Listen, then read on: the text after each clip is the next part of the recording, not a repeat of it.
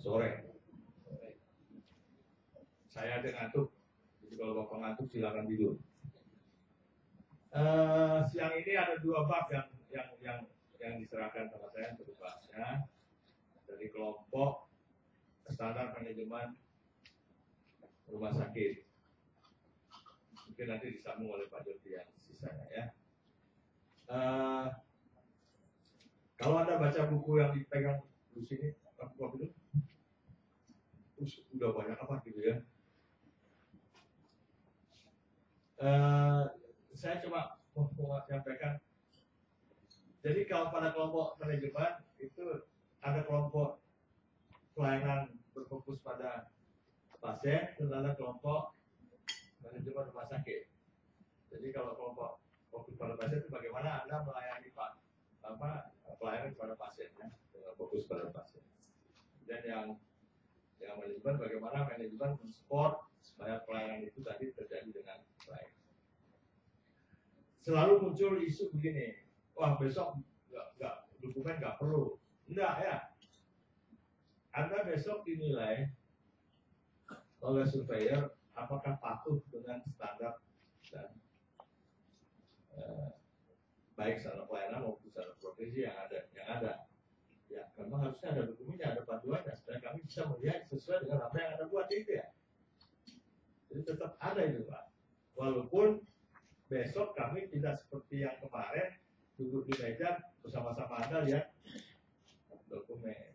Mungkin kami cuma membuat skenario di rumah, datang ke sana kami minta dokumen-dokumen ini, kami baca sendiri. Jadi dilihat ke lapangan apakah Anda mematuhi apa yang Anda tulis. Ya, kira-kira gitu.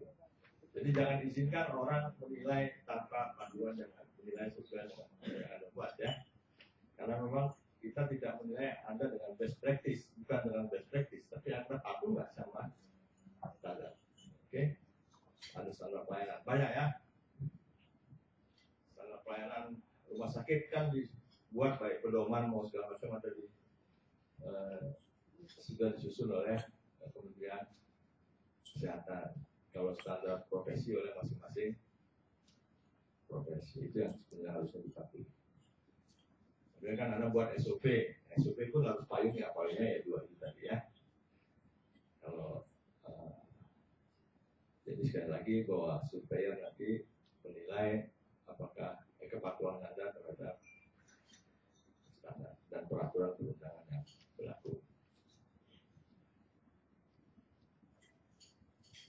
Ini ada berapa rumah sakit banyak ya?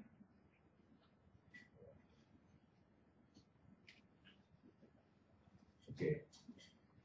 Semua sudah akreditasi yang lama sudah semua ya? Sudah. Aman. Kalau gitu gampang ini ya. Oh, bisa. Kenapa? Oh, yang dulu aja nggak lulus. Nah, itu yang sana nggak lulus. Nah, itu tergantung surveyor. Jadi dalam waktu yang singkat ini, karena saya cuma dikasih waktu sama Ibu Farah itu cuma dikasih waktu 45 menit. 40 menit berduanya lagi ya? Oh enggak. Enggak apa-apa. Yang penting Anda Pak yang sudah punya buku itu lalu baca di rumah. Saya hanya melihatkan. Jadi urutannya begitu ya, bahwa standar manajemen itu bagaimana manajemen mendukung pelayanan berfokus pada pasien. Jadi kalau baca itu nanti Anda lihat aja, itu selalu berhubungan antara satu elemen dengan elemen lainnya. Jadi jangan dibagi ada 4 elemen, kok bukunya ada 4. Itu enggak, ada buat satu itu kena semua 4-4-nya ya. Karena itu berhubungan Pak. Saya pimpinan merencanakan, pimpinan memonitoring, pimpinan membuat pengawasan gitu ya. Kan dan satu rentetan ya. Jadi jangan terlalu di. Jadi sekali lagi bahwa akreditasi itu bukan hal yang sulit. Itu mestinya memang kita harus begitu gitu ya. Memang kita harus menghasilkan pelayanan sesuai standar. Itu aja. Jadi nggak ada yang sulit sebetulnya. Yang sulit itu surveyornya Pak. Jadi harus mereka harus meneliti dan harus lihat apakah dibohongin atau enggak gitu ya. Kalau dulu gampang bohongin, mungkin besok agak lebih sedikit sulit ya. Kalau dulu kan di meja aja, walaupun kadang-kadang ketahuan ada nama rumah sakit lain masih belum dihapus gitu. Ya, masih ketahuan juga ya. Kontak aja kok salah sih gitu ya. Oke, sekarang kita mulai ya. Standar manajemen rumah sakit ini ya. Saya dapat PMKP dan PPI. Lanjut. Oh, pakai ini ya.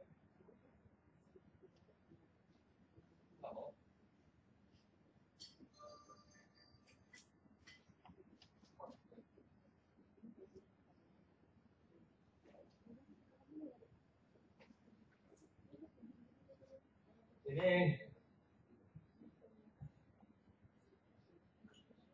jadi kalau yang PMKP ada 23 standar, 88 elemen penilaian. Kalau yang PPI 24 standar, 83 elemen penilaian. Pada standar yang lama ini dua hal ini juga sudah masuk ya. Cuma judulnya aja beda ya. Dulu kan ada komite mutu gitu ya. Kepuasan pasien sama programnya indikator klinik. Ini sama aja ya, kurang lebih mirip. BPI juga yang dulu kan memang ada ya, pelayanan apa? Infeksi ya, nosokomia itu. Pengendalian infeksi. Jadi saya kira hampir mirip. Nggak terlalu sulit. Nah, di setiap bab saya kira sudah disampaikan tadi juga bahwa ada gambaran umum.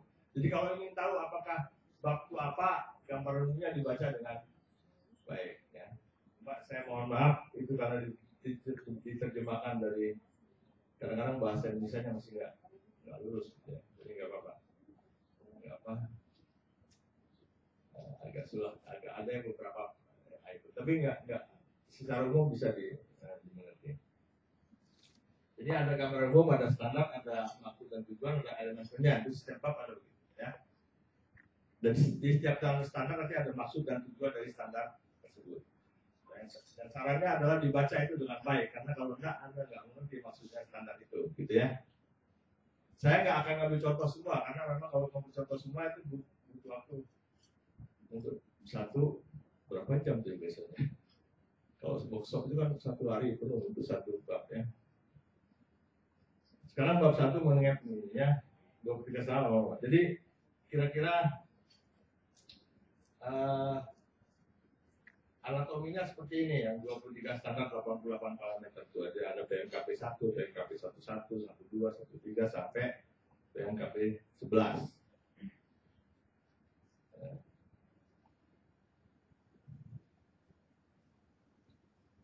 Nanti kami begini dulu. Jadi kumpul orang, ada pertemuan membahas mengenai PMKP. Jadi,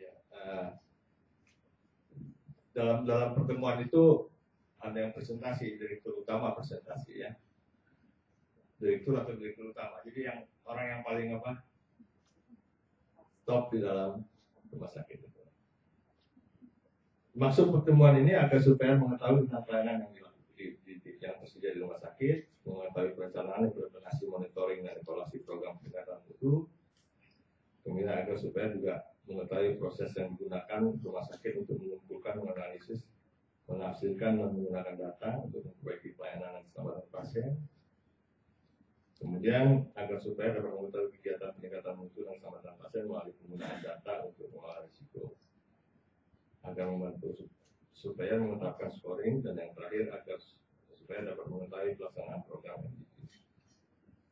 Ini maksudnya pertemuan yang hari pertama ya. Bentuk kegiatannya forum diskusi. Waktu pesannya hari pertama, kurang lebih 2 jam. Lokasinya ya, salah satu ruangan aja.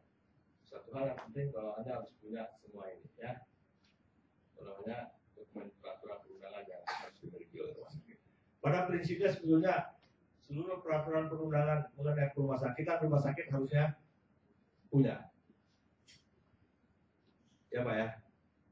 Karena katanya kalau peraturan pemerintah atau undang-undang itu nggak ada istilah nggak tahu ya.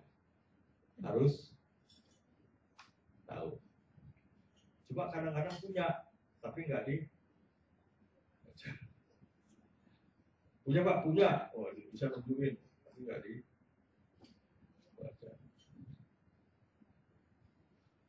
Jadi harus punya semua ya. Ya ini juga maksudnya ini yang harus dalam konteks PMKP. Tapi pada prinsipnya ada seluruh peraturan perundangan yang berlaku. Dan peserta dari rumah sakit ini persentasenya adalah direktur, ya. Ya kasarnya direktur uji lah gitu ya. Jadi jangan kayak sekarang direktur kadang-kadang cuma dulu ya. Paling nggak mau bisa jadi direktur lah gitu ya. Tahunnya dulu juga. Masa gitu aja nggak bisa? Kalau direkturnya nggak bisa. Ya. Nih. Materi presentasinya ini ya, sampai pada sasaran yang bisa. Ini kalau satu hari itu aja kalau semua saya itu. Kira-kira itu. Nah sekarang mengenai gambaran umum bab ini ya, kita kembali ke bab ini. Jadi bab ini menjelaskan sebuah pendekatan komprehensif dari peningkatan mutu keselamatan pasien. Jadi komprehensif artinya terpadu, artinya menyeluruh ya. Mungkin sering sekali mutu dikerjakan oleh masing-masing perawatnya sendiri, nggak ini suatu peningkatan mutu yang terpadu, semua menjadi satu ya.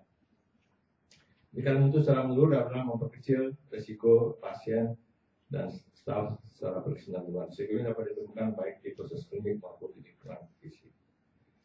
Nah, pendekatannya meliputi ini, mengelola program peningkatan mutu, merancang proses klinik baru, monitor apakah proses berjalan dengan benar melalui pengumpulan data dan menganalisa data dan melakukan adanya perubahan yang dapat dilakukan dengan baik.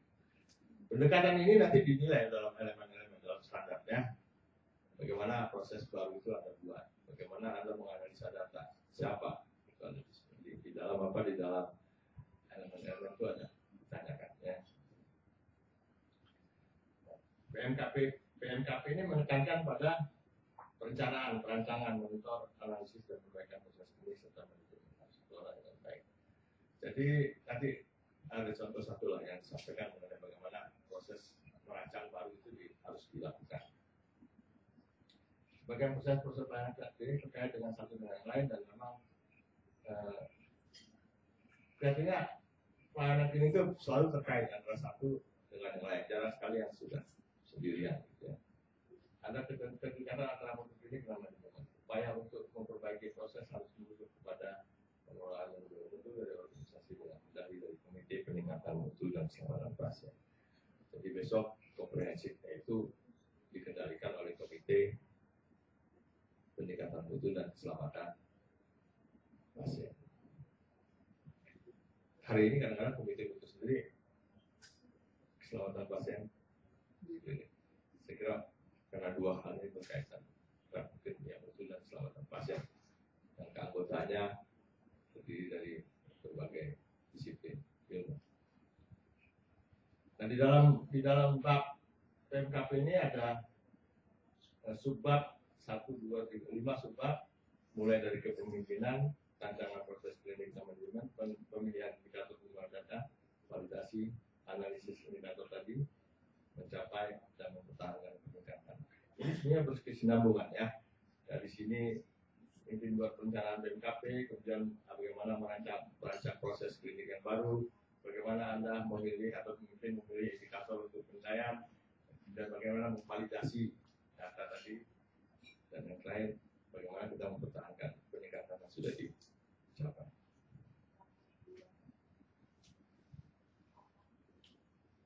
Kepemimpinan dan perencanaan. Standar PMKP 1. Mereka yang bertanggung jawab memimpin menjalankan rumah sakit berkualifikasi dalam perencanaan dan evaluasi keberhasilan program peningkatan mutu dan keselamatan pasien.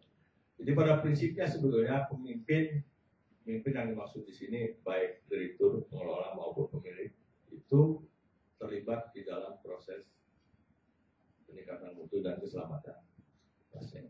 Mulai dari perencanaan, menciptakan bagaimana monitoring dan pengawasinya, kemudian memperbaikinya ya dengan membuat rancangan baru, proses baru, baik terhadap kegiatan klinik maupun manajemen. Jadi pimpinan rumah sakit berpartisipasi dalam melaksanakan program peningkatan mutu dan keselamatan pasien. Yang dimaksud pemimpin di sini ya baik pemilik maupun pengelola.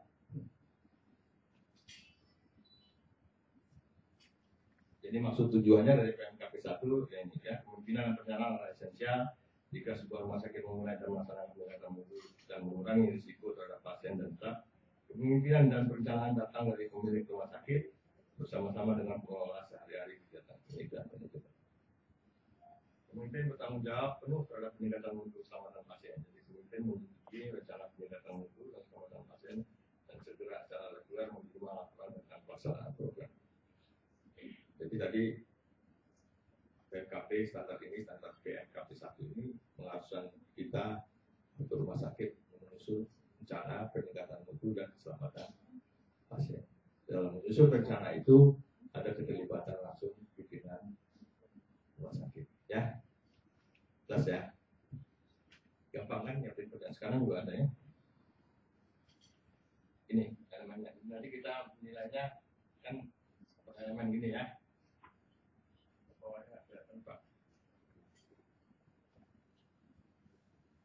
Pimpinan rumah sakit berpartisipasi dalam perencanaan. Pimpinan rumah sakit berpartisipasi dalam pelaksanaan program. Pimpinan rumah sakit menerapkan proses mekanisme pengawasan. Program peningkatan mutu dan keselamatan pasien dilaporkan oleh pimpinan rumah sakit kepada pemilik. Itu kepotong. Kok slide-nya disalahin? Ini di file saya enggak. Potong ya?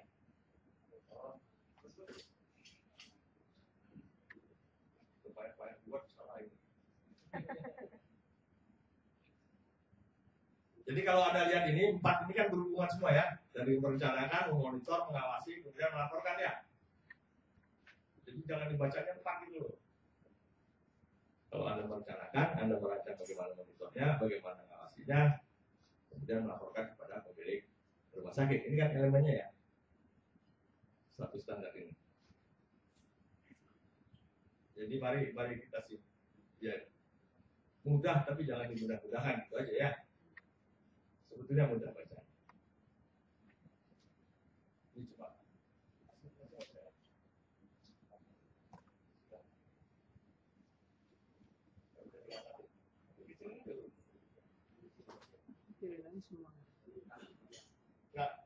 Sudah jelas saja. Jadi bagaimana merencanakan, bagaimana memonitor, bagaimana mengawasi, dan kemudian pimpinan rumah sakit melaporkan hasilnya ke pemilik rumah sakit. Ya. Dan dalam seluruh rangkaian ini pimpinan rumah sakit terbebas. Oke.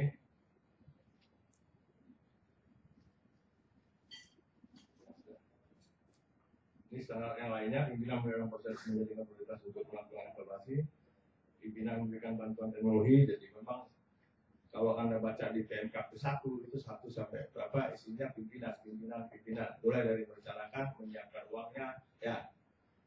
Ini kan yang terakhir ini misalnya pimpinan memberikan bantuan teknologi dan lainnya untuk mendukung program peningkatan mutu keselamatan pasien. Artinya apa yang dibutuhkan dalam konteks rencana program peningkatan mutu keselamatan pasien yang disiapkan ya. Jadi komitmen pimpinan gitu ya untuk menyiapkan uang dana segala pemilik. Sekali lagi pimpinan yang dimaksud adalah pemilik dan pengelola ya. Ya kalau pemiliknya nggak ngasih uangnya ya.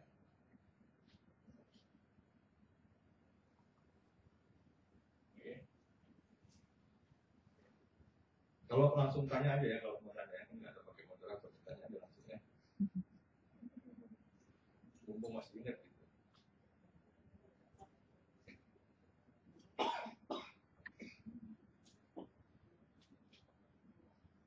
Kemudian standar PMKP 1 yang 4 peningkatan mutu dan keselamatan pasien diinformasikan ke staf. Jadi maksudnya programnya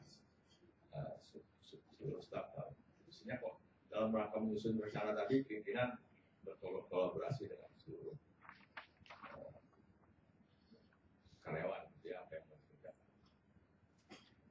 Staf diberi pelatihan untuk ikut serta dalam program. Ya. Programnya terserah nanti ya. Peningkatan mutu kan ada berapa pelayanan di rumah sakit ya. Dirancang bagaimana mutu di. Ya. Kalau yang dulu kan ada 2 hal aja. Pasien puas dan indikator kliniknya 0 semua gitu ya. Tapi itu kan program juga namanya.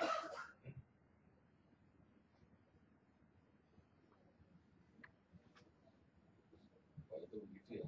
Ini bagus semua. Rumah sakit membuat rancangan standar PMKP 2 ini mengenai rancangan proses klinik dan manajemen. Jadi rumah sakit membuat rancangan baru untuk melakukan modifikasi dari sistem dan proses sesuai prinsip peningkatan mutu. Pedoman praktek klinik dan clinical practice atau protokol klinik digunakan untuk pedoman dalam memberikan hasil klinik. Kenapa ada proses baru? Itu begini. Ini baik informasi internal maupun informasi dari eksternal ya. Katakanlah ada peraturan perundangan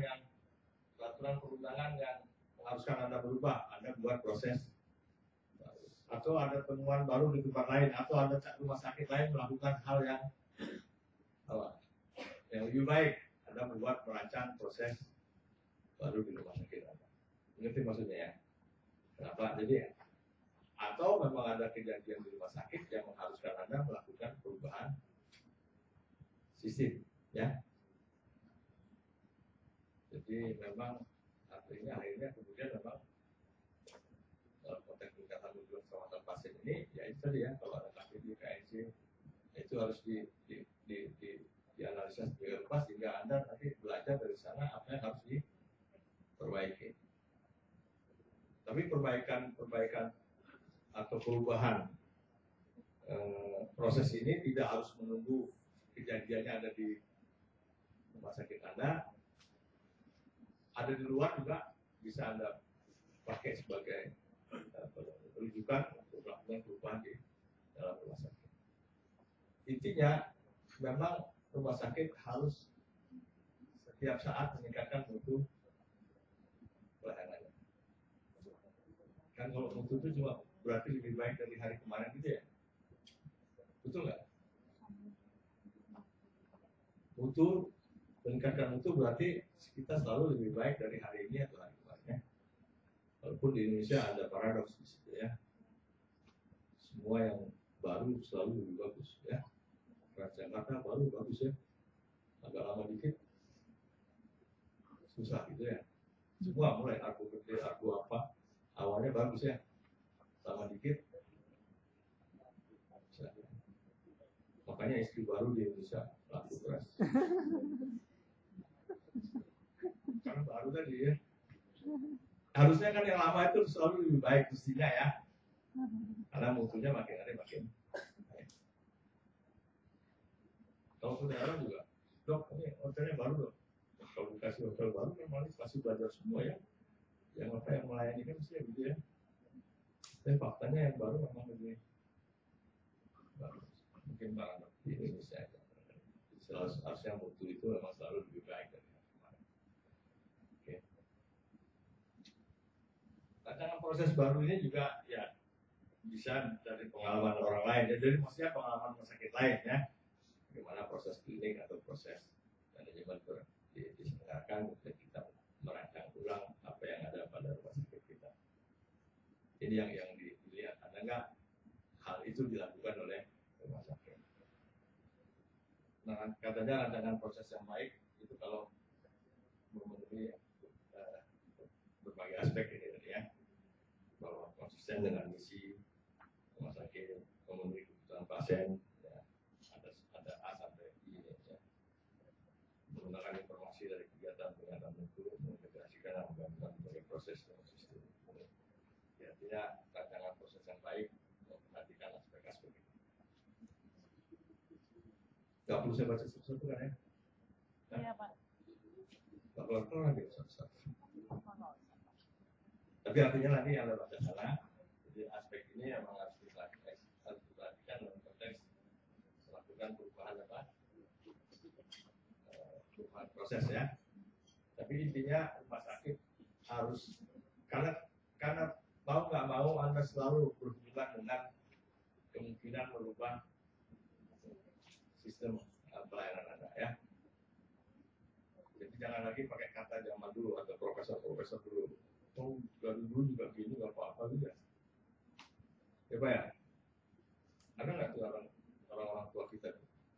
Gini-gini aja bagus-bagus aja ya. nggak mau berubah gitu.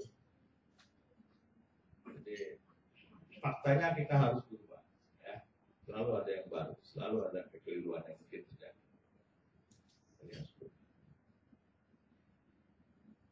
Walaupun saya lihat ada iklan apa itu, Joshua itu iklan apa? Yang minuman apa? Bukan, badak. Dari dia kecil sampai sekarang nggak berubah, gitu ya. Oh, ini saya bilang yang apa kekuasaan marketingnya pintar ya. Jadi kelemahan dirubah jadi kelebihan. Ya. Itu yang harus dibaca oleh Bapak Ibu sekalian di rumah sakit ya, bagaimana kelemahan yang orang bilang kelemahan dan berubah jadi kelebihan. Karena sebenarnya nggak berubah-ubah itu kelemahan, Pak. Berarti nggak ada inovasi sama sekali ya. Sama sampai dari si Joshua kecil dapat gede ya gitu. Tapi pintar memang ya, mereka berubah kelemahan menjadi kelebihan.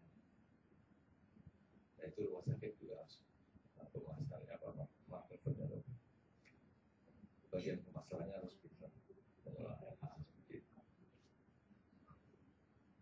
Ya. PMKP 2 nih ininya apa elemen-elemennya di prinsip peningkatan mutu alat. Jadi nanti alat ukur dalam Anda membuat perencanaan itu dalam rumah sakit pimpinan rumah sakit membuat perencanaan peningkatan mutu itu selalu ada indikator bagaimana Anda menilai bahwa itu sudah dicapai ya. Jadi dipilih indikator-indikatornya itu nanti tergantung sebenarnya apa yang mau dikerjakan gitu ya, apa yang mau disingkatkan mutunya. Jadi di sini memang ada pemilihan,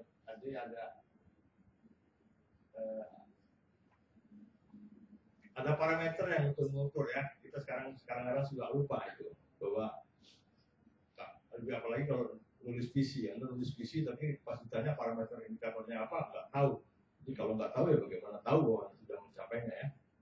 Makanya dalam konteks ini, dalam elemen ini diminta bahwa kalau Anda merencanakan peningkatan mutu suatu pelayanan maka harus jelas perubahan apa yang Anda inginkan ya. Jadi dipilih indikator untuk mengevaluasi apakah pelayanan rancangan proses baru dan rancangan ulang proses telah berjalan dengan baik, dan data sebagai indikator yang digunakan proses telah berjalan. Nah, pemilihan indikator pimpinan rumah sakit menetapkan indikator kunci untuk monitor struktur, proses, hasil dari rencana peningkatan mutu pelayanan dan keselamatan pasien. Ini prinsipnya ketika Anda tadi dalam elemen PKP 1 membuat rencana, itu jangan lupa indikator struktur. Jadi dalam rencana kan memang saya rencana peningkatan mutu pelayanan gawat darurat selalu ada struktur. Jadi mungkin perlu pelatihan SDM, mungkin perlu tambah alat ini, itu yang ukurannya, kemudian prosesnya seperti apa, bagaimana ukurnya, terus hasilnya seperti apa, bagaimana. Oke. Jadi sejak awal sudah dibuat. Ini kebetulan dinilai pada standar ini ya, bagaimana Anda memilih itu. Jadi penyiapannya nggak usah satu-satu ya, Anda baca dulu semua, jelas maksudnya ya. Memang untuk mempelajarinya terpaksa harus satu-satu dulu, tapi ketika membuatnya ini ada kaitannya antara satu dengan yang lain. Juga pimpinan rumah sakit menetapkan indikator kunci mengenai setiap struktur, proses dan hasil dari suatu upaya klinik. Apa ini? Misalnya upaya klinik apa? ICU, IGD, laboratorium ya. Itu Anda melakukan indikator itu harusnya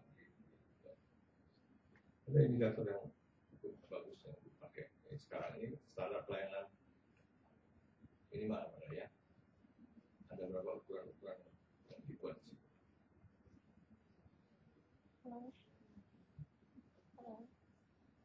Ini di pengulangan aja, pimpinan rumah sakit menggunakan indikator. Jadi nanti kalau dilihat yang penilaiannya ya begini.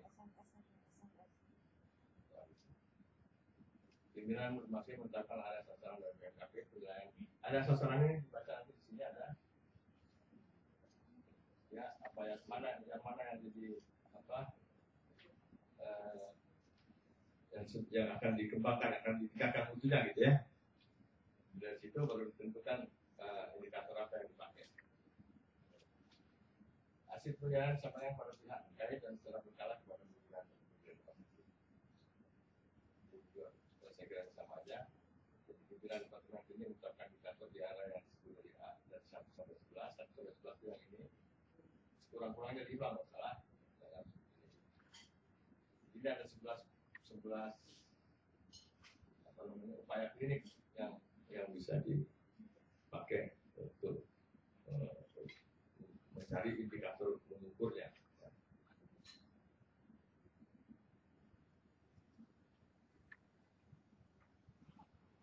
Karena PMKP 32 itu rumah sakit menetapkan indikator kunci untuk menilai struktur proses outcome. Pimpinan rumah sakit menetapkan indikator untuk menilai struktur proses dan outcome manajemen. Tadi klinik, sekarang manajemen.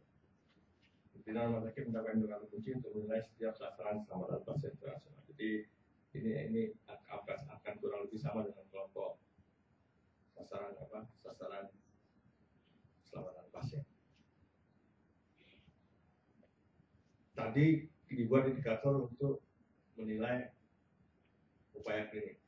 Yang ini indikator, kita menyusun indikator untuk menilai manajemen. Ya.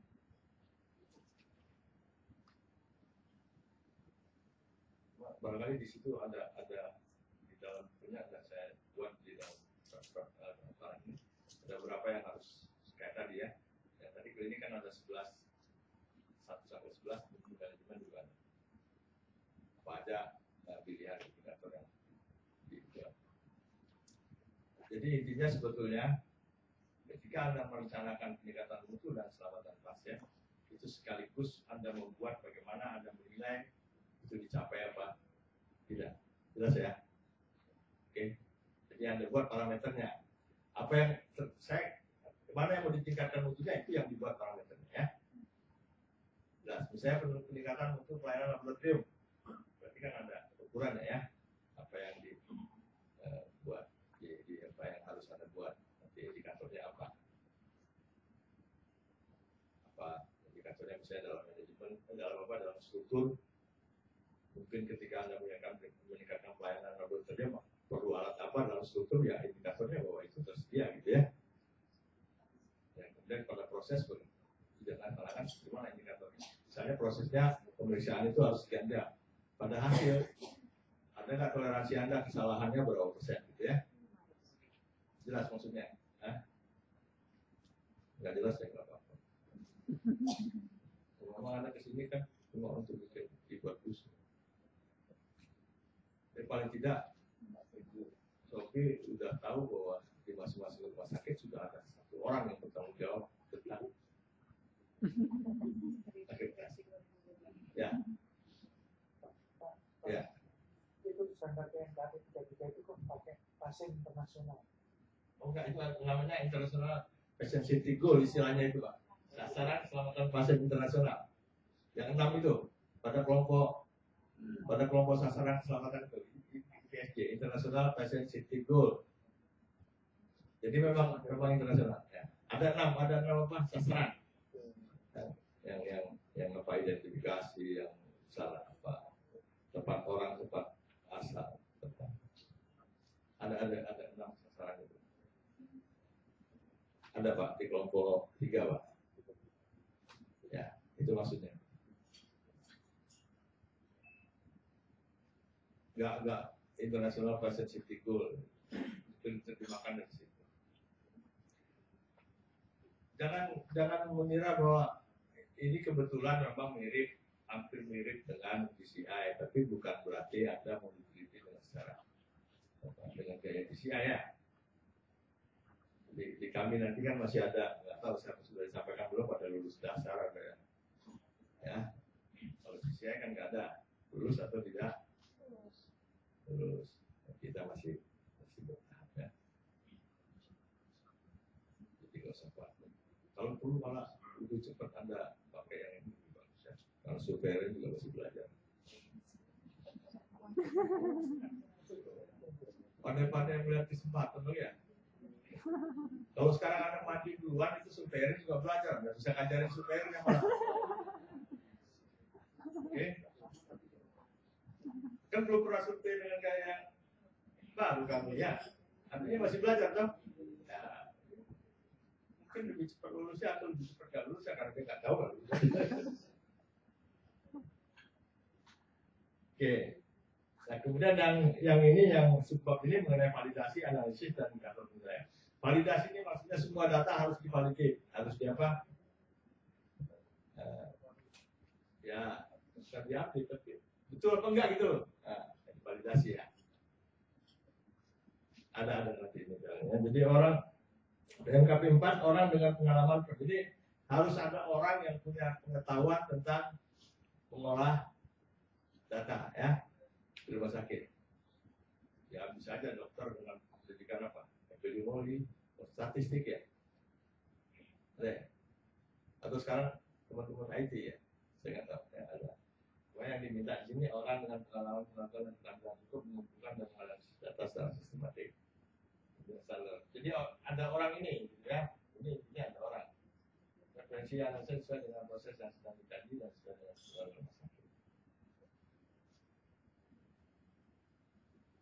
Standar PMKP 42 analisis dan proses dilakukan dengan membandingkan secara internal, membandingkan dengan rumah sakit lain, membandingkan dengan standar membandingkan dengan partai yang ada. Standar PMKP 5 rumah sakit menggunakan proses internal untuk melakukan validasi data. Intinya data itu ya harus divalidasi, maksudnya betul apa enggak itu ada teknisnya sebenarnya oleh teman-teman yang ngomong punya pengetahuan itu ya. Punya pengalaman mengenai bagaimana mengolah data. Data itu kan harus semua harus apa? Nggak bisa satu melawan yang lain gitu ya. Jadi satu bilang gini, satu bilang, nah, jadi memang ya itu makanya dicari orang yang punya pengetahuan tentang itu, tentang bagaimana mengolah data.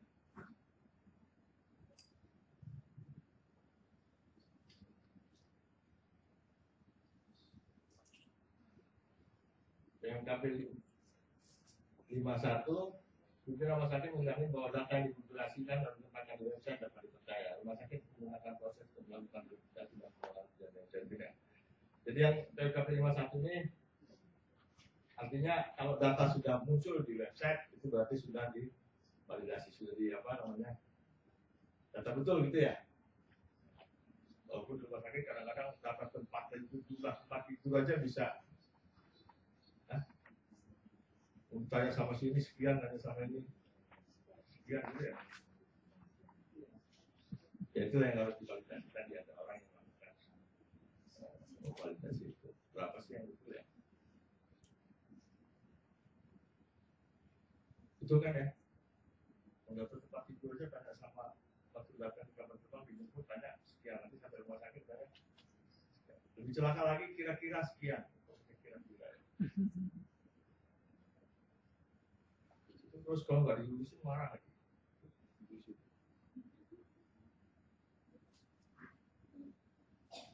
Setelah standar PMKP 2 ini rumah sakit menggunakan proses untuk melakukan identifikasi dan pengolahan kejadian sentinel. Jadi kejadian sentinel itu harus didefinisikan dulu ada apa aja ya. Itu di dalam buku itu ada 4 item yang disebut sentinel. Saya lupa. Ada tulisan. Misalnya salah prosedur, salah orang, salah sisi ya itu sentinel ya. Tapi ada definisikan, sekurang-kurangnya 4 hal itu. Ada gitu ya. Sekurang-kurangnya 4 hal. Tapi boleh Anda tambah ya. Misalnya pasien jatuh, Anda anggap sentinel boleh. Karena ada beberapa rumah sakit menganggap itu kejadian sentinel. Jadi kejadian yang tidak boleh situ ada 4 hal. Salah orang, salah sisi, salah. Itu juga sentinel. Jadi kurang-kurangnya 4 itu. Tapi maksudnya dalam standar ini, Anda harus rumah sakit harus mendefinisikan apa yang dimaksud dengan kejadian sentinel. Jadi harus ada dokumennya ya. Ini maksud kami standar sentinel ya. Nggak boleh orang lain bilang bukan itu, nggak bisa. Anda sudah bilang ini ya. Itu minimal itu syarat tambahannya yang lain silakan ya. Ada kemungkinan lainnya yang Anda anggap sentinel. Ada beberapa rumah sakit pasien jatuh itu ya sentinel ya, karena nggak boleh terjadi.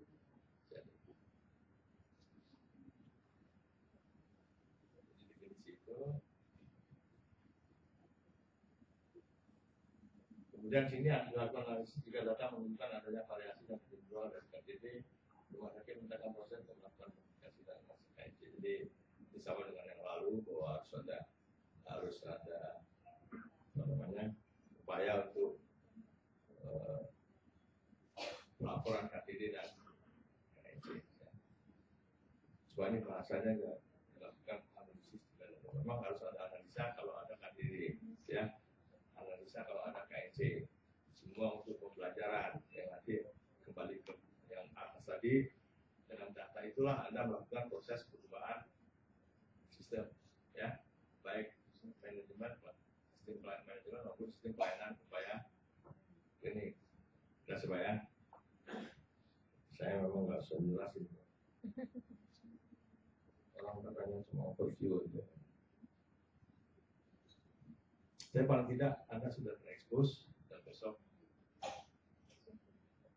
dibaca ulang itu. Cuma saya nggak ngerti kalau Anda baca ulang itu apa tambah ngerti apa tambah nggak ngerti. Terus terang aja saya baca itu sampai hari ini nggak apa-apa loh. Cuma saya kebetulan disuruh Pak Yayan ini aneh-aneh. Sekarang PKP, kemarin saya disuruh apa lagi. Jadi memang akhirnya dengan sendirinya baca satu-satu gitu ya. Kalau nyuruhnya lain-lain, bukannya orang jadi ahli, jadi malah baca lagi, ya capek juga. Sekarang mencapai mempertahankan. Jadi kalau sudah bagaimana mencapai dan mempertahankan peningkatan mutu tadi ya. Perbaikan standarnya, perbaikan mutu dan keamanan dicapai dan dipertahankan. Dengan prioritas perbaikan mutu dan keselamatan pasien dilakukan di area perbaikan ditetapkan pimpinan. Program manajemen risiko digunakan untuk melakukan identifikasi dan mengurangi KTD yang tidak diharapkan terjadi dan mengurangi risiko terhadap keselamatan pasien dan staf.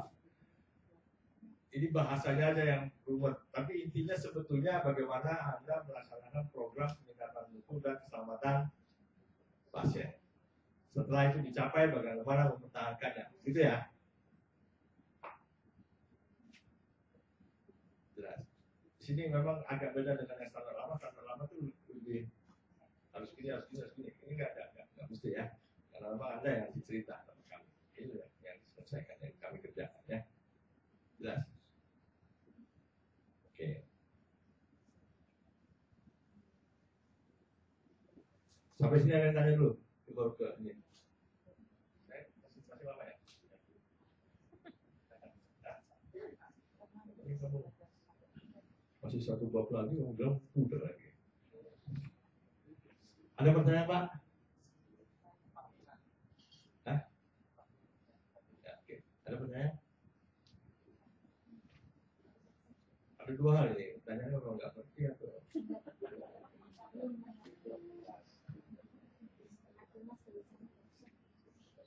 jadi begini, NKP ini, bab ini prinsipnya Anda punya rencana peningkatan mutu dan keselamatan pasien di rumah sakit ya. Kemudian isinya nanti Anda lihat dari satu elemen ke elemen lain itu saling berhubungan. Oke. Kan berhubungan tuh ya. Bagaimana monitornya, bagaimana mengevaluasinya. Nah itu yang penting di dalam rencana itu Anda sudah buat begini loh cara mengerjakannya, begini cara nilainya ya. Kemudian peningkatan mutu yang mana? Itu pilihannya ada pada Anda ya. Bukannya harus ke peningkatan mutu ini, enggak. Tapi peningkatan mutu baik klinik maupun manajemen ya. Jadi ada peningkatan mutu pelayanan upaya pelayanan klinik, ada peningkatan mutu upaya pelayanan manajemen. Manajemen itu isinya begini. Layanan farmasi 5 menit, nah, itu kan manajemen ya. Jelas. Kalau layanan kliniknya ya laboratorium itu betul terus ya, misalnya ya apa namanya hasilnya nggak pernah salah itu kan layanan klinik ya. Atau pada asesmen pasien, pada penilaian pasien juga memang dilakukan dengan baik misalnya, jadi nggak pernah salah gitu ya. Itu yang upaya peningkatan pelayanan. Jadi itu aja sebenarnya PNKP ya. Jelas ya? Mungkin banyak itu nanti kamu pusing ngomong. Tapi intinya rumah sakit punya program peningkatan pelayanan mutu dan keselamatan pasien. Nanti penerapannya itu ada pada sasaran keselamatan pasien ya. Bukan bagaimana identifikasi, bagaimana itu ada di sana. Jelas Pak Ibu? Ya saya tahu pasti nggak jelas.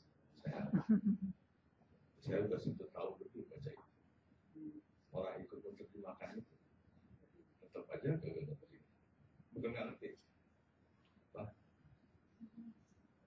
Hanya begini, dibaca hutannya dulu, jangan langsung pohonnya, jangan langsung IP-nya ya. Makanya maksud tujuan, gambaran umum dan maksud tujuan itu Anda pahami dulu ya. Jangan langsung apa? Jangan langsung per elemen itu, kamu pusing sendiri nanti. Jadi standar kelompok satu yang kelompok satu itu yang standar pelayanan untuk standar pelayanan khusus pada pasien dan standar pasien. Dua hal ini yang satu mendukung yang lain, gitu ya. Dan apapun yang dilakukan sebetulnya, intinya adalah Anda mematuhi ketentuan peraturan perundangan standar yang ada, gitu ya. Karena yang dinilai adalah kepatuhan Anda terhadap peraturan dan standar, jelas. Dan di dalam rumah sakitan itu hampir semua sudah ada standar laboratorium, radiologi, farmasi semua ada. Ya. Paling kurang pedoman kalau belum jadi standar. Ya pedoman penyelenggaraan rekam medis ada semua kan ya. Itu yang harusnya diikuti. Selesai soalnya. Udah ya. Aman itu. Dan persiapan yang dibutuhkan memang enggak sebentar ya. Beda dengan yang lalu. Yang lalu itu ada Pokja, ada 7 orang, masing-masing orang pegang satu standar gitu ya. Bahkan Pokja juga antara temennya juga nggak tahu kanan kiri ya. Ya kan Bu ya? Udah pegang S1 P1, bukannya yang S2 P1 yang nggak ngerti itu. Urusan saya kan urusan. Ya. Besok harapannya tidak seperti itu. Mestinya Pokja perlu juga barangkali, tapi Pokja ini lebih sebagai pelatih nanti, melatih teman-teman yang lain. Karena akhirnya yang mau ditanya oleh surveyor bukan Pokja, orangnya langsung, apa namanya, para pelaksana langsung gitu ya, apa diwawancara, apa di observasi. Jadi kami saya diam aja melihatin orang itu cuci tangan nggak mau observasi. Kalau enggak ya sudah salah gitu ya. Sederhana aja dalam observasi itu ya.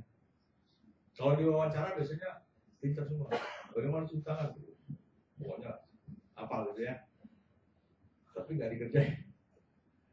Nah, sulitnya kita sekarang yang kemarin juga itu yang namanya dokumen SOP apa aja ada, cuma pada tahap implementasi itu tidak konsisten gitu ya.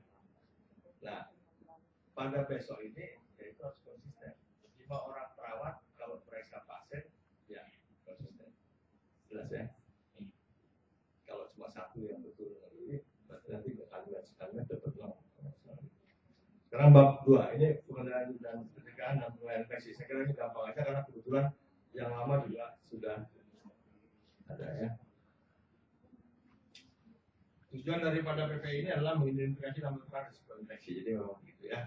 Ini aja yang dapat dikeluarkan dikeluarkan di antara pasien, staf, tenaga profesi kesehatan, tenaga kontrak, tenaga sukarela, mahasiswa, pengunjung dan sebagainya.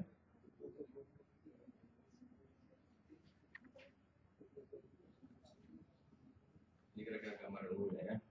Risiko infeksi dan kegiatan program dapat berbeda dari rumah sakit. Jadi Program PPI ini bisa beda dari satu rumah sakit ke rumah sakit lainnya ya. Misalnya di rumah sakit infeksi itu beda dengan rumah sakit kusta gitu ya. Atau, jadi beda besaran ya. Dia puas yang lebih besar dengan yang lebih kecil juga beda ya. Kalau rumah sakit infeksi ya memang kemungkinan terjadi infeksi nosocomial lebih besar, makanya programnya juga tentunya beda.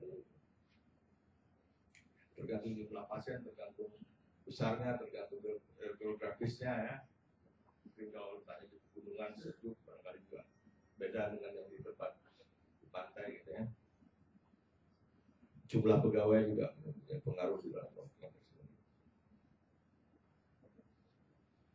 Program akan efektif apabila mempunyai pimpinan yang ditetapkan. Jadi maksudnya lagi-lagi memang pimpinan harus ikut terlibat. Nah, telusur sistem PPI ini telusur berbasis individual dari sistem PPI. Tujuannya adalah untuk melakukan evaluasi kepada rumah sakit dalam standar pencegahan pengendalian infeksi dan standar fasilitas keamanan. Ada dua, standar pencegahan infeksi dan standar keamanan data fasilitas dan keamanan. Kalau Anda misalnya di kamar di kurang rawat, ini apa? Kadang-kadang kan sering ada apa? Bocor gitu ya, lembab ya, nggak boleh terjadi di ruang rawat. Karena isinya apa? Katanya isinya berkembang biaknya bakteri. Sebenarnya banyak hal yang kita harus sudah berubah ya, karena curtain ini apa namanya, korden ini itu sudah ya nggak usah dipakai lagi di ruang rawat ya. Sekarang masih banyak pak ya. Korden ini kan, korden itu kalau di ruang rawat di ruangan itu kan apa pernah dicuci? Nah, cuci kok seminggu sekali gitu ya. Enggak tahu. Banyak hal sekarang yang perlu kita perhatikan. Katakanlah jas dokter gitu udah jas dokter itu bukan kalau dipakai, cuma nggak pernah cuci gitu aja. Atau di beberapa negara bagian di Amerika sudah nggak boleh pakai dasi. Dokter nggak boleh pakai dasi, karena dasi itu pakaian bagian pakaian yang hampir tidak pernah dicuci. Ada pernah cuci dasi? Jarang ya. Hah? Apa? Nah, itu boleh lah. Ya, jalan keluarnya memang kalau mau pakai jas dokter yang disposable ya, pakai buang.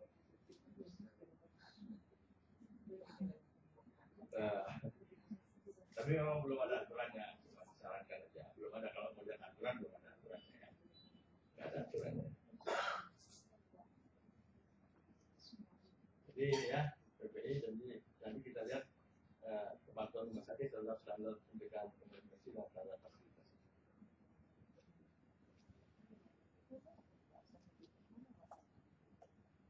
Jadi tujuan dari usul ini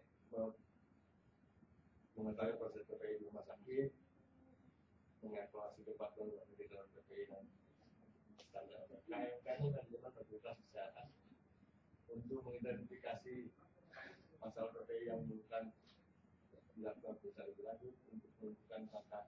Jadi tetap ada namanya forum diskusi pada hari kedua. Saat ini saya hari kedua survei itu ada diskusi tentang PPI.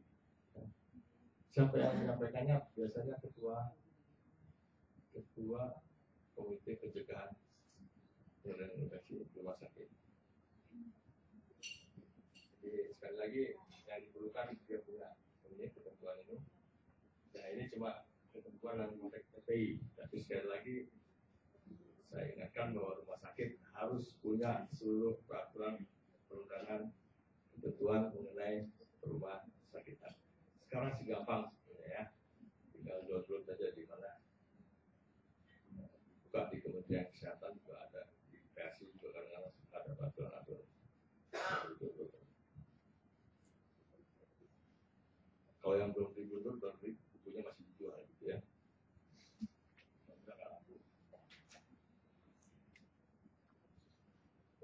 sistem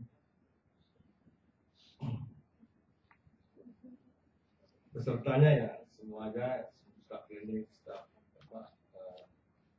karena nanti komite ini biasanya juga anggotanya hampir semua yang terlibat dalam prosesnya, baik dokter maupun perawat.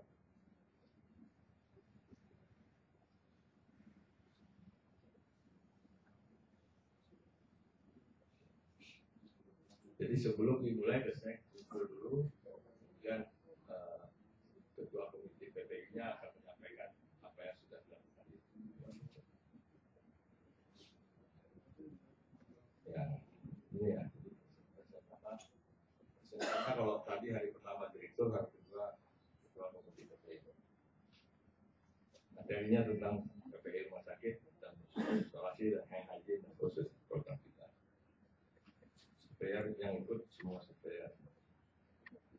Jadi di dalam survei nanti tergantung besaran rumah sakit, surveinya itu bisa 2 sampai 4. Tergantung besaran rumah sakit.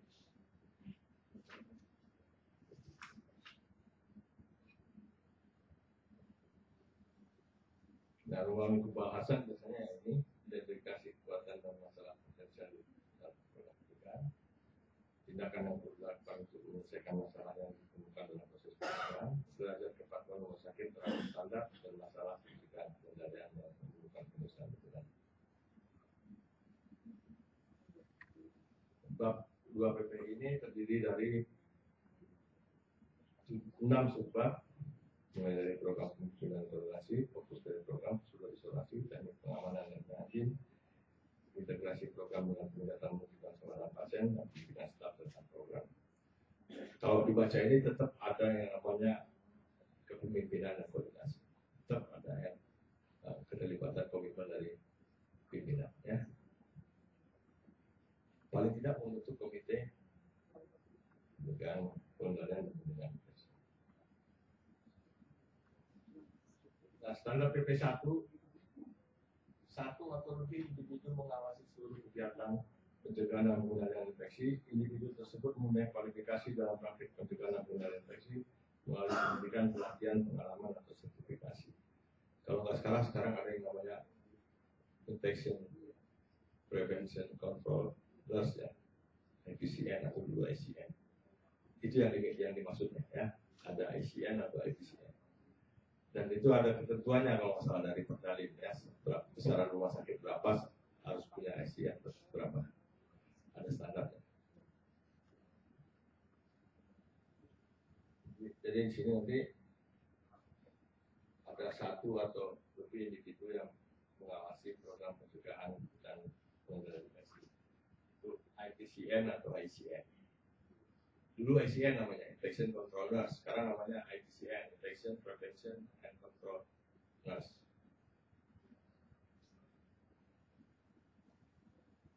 Kualifikasi individu yang kompeten sesuai program rumah sakit, tingkat risiko, ruang lingkup, program dan kompleksitasnya.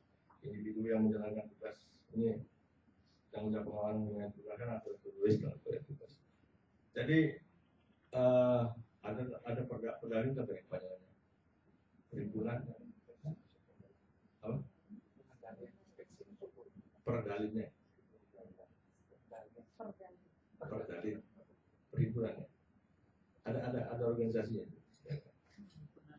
kalau nggak salah ada yang melahirkan mensertifikasi nurse ini kan mereka ya, ICN atau ICN. Jadi sekali lagi rumah sakit harus punya perawat yang dilatih dan mendapat sertifikasi sebagai infection control nurse atau infection prevention control nurse. Sekecil-kecilnya rumah sakit ya paling tidak harusnya ada 1 ya. Makin besar ada ketentuannya berapa tempat itu ditambah. Itu. Tapi sekali lagi tergantung rumah sakit. Kalau rumah sakit infeksi misalnya kayak Surya bisa itu tentunya beda dengan rumah sakit umum lain. Beda dengan rumah sakit khusus. Saya rumah sakit jiwa tentunya beda dengan itu. Dalam konteks infection control aja ya.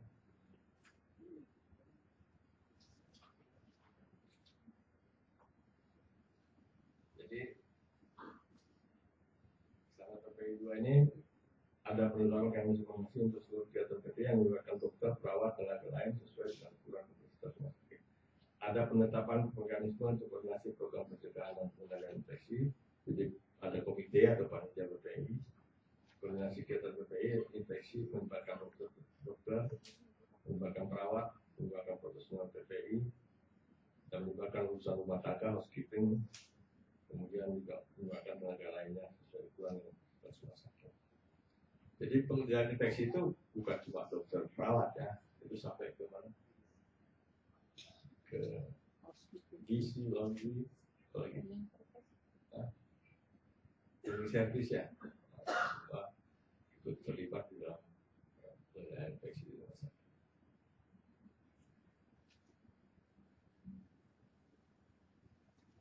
Program pencegahan dan pengendalian infeksi berdasarkan ilmu pengetahuan terkini. Program PPI berdasarkan ilmu pengetahuan terkini ini cuma ya nanti di dalam hari pertama tadi kan sudah terjadi tanya jawab ya. Kami melihat ini bukannya satu-satu gini, tapi dalam tanya jawab tadi ditanya Anda program itu apa dasarnya gitu ya? Sudah jelas. Ya, kalau kemarin kita survei kan satu-satu gitu ya. Jadi kalau satu-satu kapan kelarnya gitu. Jadi surveyor besok itu buat skenario apa yang mau dia kerjakan. Dalam skenario itu dia butuh dokumen apa. Kemudian pada skenario itu dia akan tanya apa nanti di dalam presentasi PPI, ya. Jelas. Jadi jangan Anda bayangkan bahwa nanti kami elemen ini tanya satu-satu gitu kan gitu ya. Kalau begitu kan nggak kelar ya 1000 sekian elemen ya. Satu elemen 5 menit jadi berapa tuh? Tidak begitu. Tapi memang makanya saya bilang Anda semua harus buat apa yang namanya SOP, pedoman, panduan harus punya semua. Karena yang mana yang mau ditanya, yang mana yang mau diminta itu Anda nggak tahu. Jelas. Karena skenario nanti masing-masing surveyor akan buat skenario hari itu dia mau ngapain. Untuk dia mau ngapain itu dia perlu lihat dokumen yang mana gitu ya. Jelas nggak maksudnya? Ya. Jadi skenario itu bisa beda ya. Ya mudah-mudahan. Jadi artinya rumah sakit harus membuat standar panduan standar apapun yang memang dibutuhkan dalam konteks melaksanakan menyelenggarakan rumah sakit ya. Standar tadi tentunya ada buat mengacu kepada standar peraturan perundangan yang ada di atasnya ya. Jangan buat sendiri.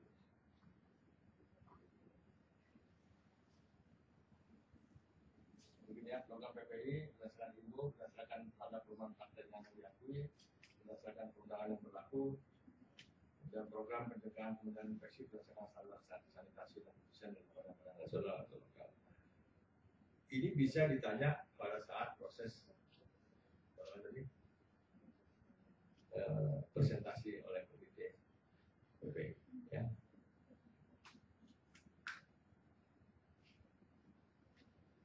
Ini standarnya. Kemudian yang perlu dibaca lagi nanti standar PP 14 ini pimpinan rumah sakit menyediakan sumber daya yang cukup untuk mendukung program pencegahan dan pengendalian infeksi. Ini pun bisa diketahui pada proses wawancara tadi ya. Anda kan punya rencana pencegahan pengendalian infeksi di rumah sakit. Jadi dari situ akan tahu apa yang harus dilakukan. Kemudian fokus dari program susunan organisasi dan implementasi program secara komprehensif adalah untuk menurunkan risiko pelayanan kesehatan berkaitan infeksi pada pasien dan tenaga pelayanan kesehatan. Seluruh staf, seluruh pasien, staf dan pengunjung rumah sakit dimasukkan dalam program pencegahan dan pengendalian infeksi. Fokus program pencegahan dan pengendalian infeksi adalah pencegahan dan penurunan infeksi yang berkaitan dengan pelayanan kesehatan. Infeksi bisa terjadi di mana sih? Mulai dari depan ya, mulai dari ruang tunggu klinik ya. Jadi sebetulnya makin ramai pasien, mestinya Anda makin sedih gitu ya. Maksudnya makin ramai pasien kumpul Pak. Pasien boleh banyak, tapi mestinya jangan kumpul. Celakanya dokter kita masih suka nanya, udah berapa pasiennya? Baru 5, lah kumpul sampai 10 gitu. Baru dapat gitu. Sebenarnya kan makin banyak pasien kumpul, risiko apa? Spesial risikonya makin sering. Nah, ketika Anda lihat itu harusnya ada kemungkinan bagaimana mengatasinya.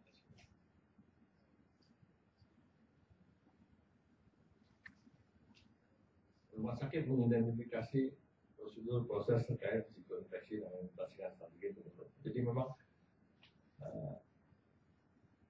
apa yang mau dikerjakan ya tergantung situasi yang ada di rumah sakit. Jadi diidentifikasi prosedur mana, proses mana yang punya risiko infeksi. Ya. Misalnya apa sih? Kateterisasi, itu kan semua punya risiko infeksi ya. Atau apa yang itu? Masalah apa? Ventilator ya. Itu juga bisa terjadi pneumonia atau macam-macam. Itu yang hal itu yang harus jadi perhatian dan kemudian bagaimana strategi kita agar tidak terjadi gitu ya. Jadi maksudnya kan kateterisasi bisa menjadi apa? Kritis satu sisi. Bagaimana itu supaya tidak terjadi. Jadi kita mengidentifikasi dulu bagian mana aja, kerja mana aja yang mungkin menyebabkan risiko terjadinya infeksi. Kalau di standar lama kan cuma yang dilihat infeksi luka operasi, dikubitus sama diabetes ya.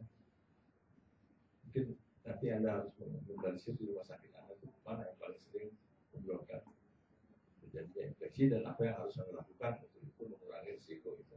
Itu ya. Ini standar itu minta itu. Standar yang SP7 tadi rumah sakit harus mengidentifikasi ya prosedur dan proses yang terkait dengan risiko infeksi. Rumah sakit bukan risiko infeksi dengan menjamin kebersihan peralatan. Nanti dari sini lari ke sini ini berhubungan ya, termasuk sterilisasi dan manajemen wakil dan hidden yang memadai. Kemudian ada kebijakan dan prosedur di tempat yang mengenai proses pengolahan data.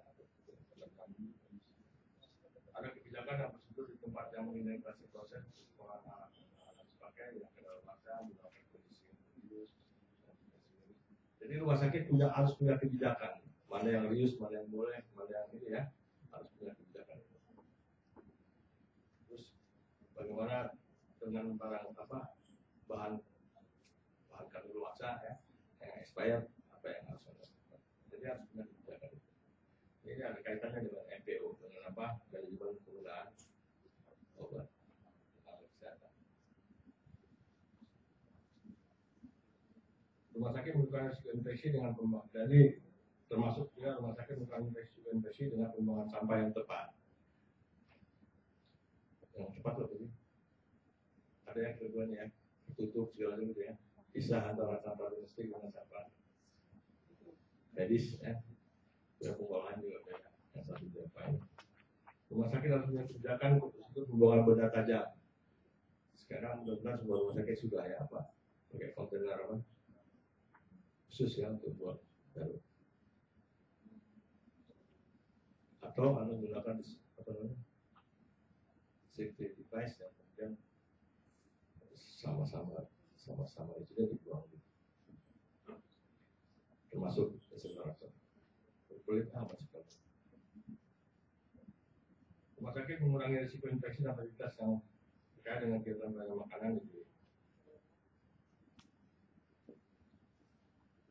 Rumah sakit mengurangi risiko infeksi di fasilitas yang terkait dengan kegiatan belanja makanan dan penggunaan mekanik produksi. Jadi memang ada APD, ada apa itu ya yang memang harus dipakai oleh. Seringkali teman-teman di gizi itu nggak mau pakai masker atau kepala, kan nggak apa-apa di sini nggak ada infeksi. Bukan itu maksudnya kan dia pakai itu ya. Dia pakai masker dan pakai itu dalam konteks pakai handscoon, pakai dalam konteks menyiapkan makanan itu agar orang lain tidak terinfeksi. Ya. tanya sama tukang masak, nggak apa-apa Bu, kamu kalau ngantar ke tempat ke pasien baru kamu pakai. Itu melindungi dirinya sendiri. Coba Anda tanya. Kamu pakai kok Bu, Pak, ini maskernya. Nanti kalau kamu ngantar makanan ke mana? Ke ruangan. Ya, artinya maksud dia kan pakai masker untuk melindungi dirinya dari, nah, bukan itu maksudnya ya. Maksudnya masker segala macam dipakai itu melindungi makanan dari kemungkinan percikan itu. Kemudian yang ini nggak kebaca ini, di sini ada standar PP 75. Rumah sakit mengurangi risiko infeksi di totalitas selama demolisi atau perombakan pembangunan renovasi. Jadi ketika renovasi dilakukan di rumah sakit, komite PPI ini harusnya berunding dengan kontraktor apa yang harus dilakukan sehingga rumah sakit terhindar dari kemungkinan infeksi nosokomia ya. Karena kalau ada perombakan kan ada debu, ada apa, makanya harus ada apa? Harus ada pembahasan bagaimana menghindarkan renovasi itu menyebabkan terjadinya infeksi nosokomia di rumah sakit. Karena kita lupa itu Pak.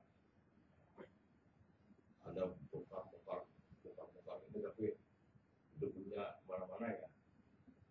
Jadi nggak ditutup. Makanya selalu ada pembahasan. Nah, di rumah sakit diminta nanti ada kebijakan tentang itu ya. Kebijakan tentang kalau ada perombakan apa yang harus dilakukan.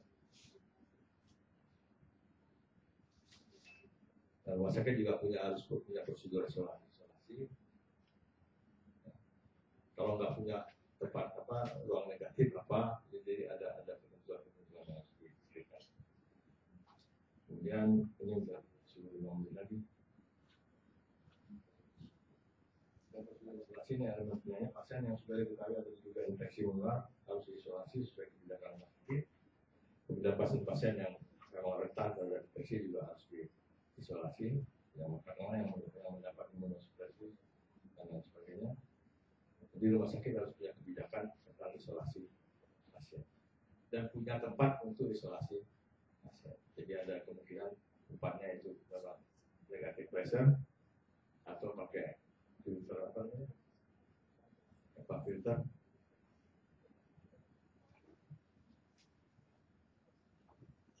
Jadi ruangannya itu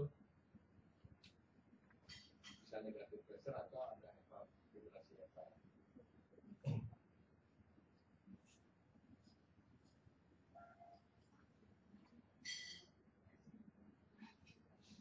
Sekarang dari PPI 8 ini maksud tujuannya kebijakan tentang isolasi. Ya, kewaspadaan pun adalah untuk mencegah transmisi bahan. Jadi rumah sakit harus punya kebijakan bagaimana mengisolasi pasien.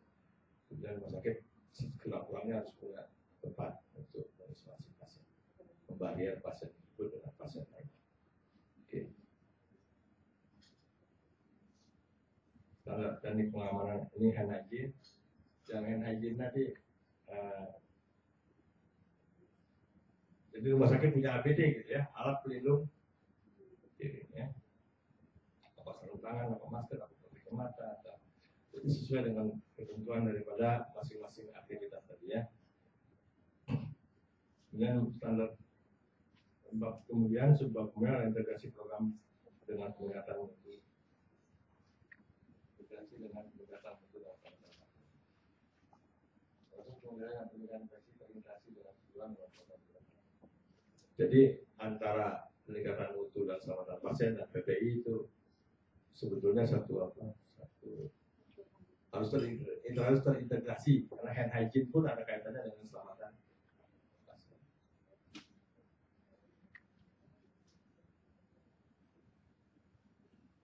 Rumah sakit mengusahakan menggunakan informasi itu angka dan informasi kesimpulan untuk menyusun atau modifikasi untuk menurunkan risiko infeksi rumah sakit ke level. Nah, rumah sakit membandingkan angka pidana infeksi dengan rumah sakit lain melalui data dasar perbandingan. Hasil monitoring infeksi di rumah sakit secara berkala disampaikan kepada pimpinan dan staf. Rumah sakit melaporkan informasi tentang infeksi ke pihak luar rumah sakit kesehatan atau dinas kesehatan. yang terakhir mengenai pendidikan staf dan tentang program. Jadi rumah sakit menyediakan pendidikan tentang praktek pencegahan dan infeksi pada staf, dokter, pasien, keluarga, serta tugas lainnya. Saya kira intinya itu. Ada yang tanya, Pak?